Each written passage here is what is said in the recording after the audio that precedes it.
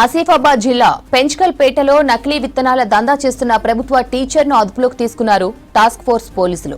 దందా చేస్తున్న సుబ్బారావు దగ్గర నుంచి 12 లక్షల విలువ చేసే 4 క్వింటాల నకిలీ విత్తనాలను స్వాధీనం చేసుకున్నారు. నలుగురిపై కేసు నమోదు చేసి 2 కార్లను సీజ్ చేశారు.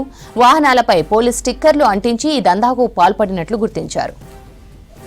ఆసిఫాబాద్ జిల్లా పెంచ్కల్పేటలో నకిలీ విత్తనాల దందా చేస్తున్న ప్రభుత్వ టీచర్ను అదుపులోకి తీసుకున్నారు టాస్క్ ఫోర్స్ పోలీసులు. దందా చేస్తున్న సుబ్బారావు దగ్గర నుంచి 12 లక్షల విలువ చేసే 4 క్వింటాల నకిలీ విత్తనాలను స్వాధీనం చేసుకున్నారు. నలుగురిపై కేసు నమోదు చేసి 2 కార్లను సీజ్ చేశారు. వాహనాలపై పోలీస్ స్టిక్కర్లు అంటించి ఈ దందాకు పాల్పడినట్లు గుర్తించారు.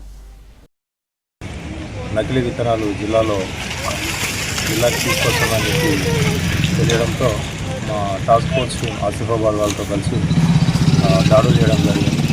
సో దాంట్లో కర్నూలు నుంచి తీసుకొస్తున్న 2 వెహికల్స్ తీసుకొస్తున్నారు. ఒకటి ఎర్టిగా వెహికల్, ఒకటి బ్రీజా వెహికల్. సో దీంట్లో తీసుకొస్తున్న 20 బ్యాగులను మేము స్వాధీనపరచుకోవడం జరిగింది. సో ప్రతి బ్యాగు కూడా 20 కిలోలు ఉంది. టోటల్ 4 క్వింటాల్స్ నకిలీ పత్తి విత్తనాలు మనం స్వాధీనపరచుకోవడం జరిగింది. దీని విలువ సుమారుగా 12 లక్షలు.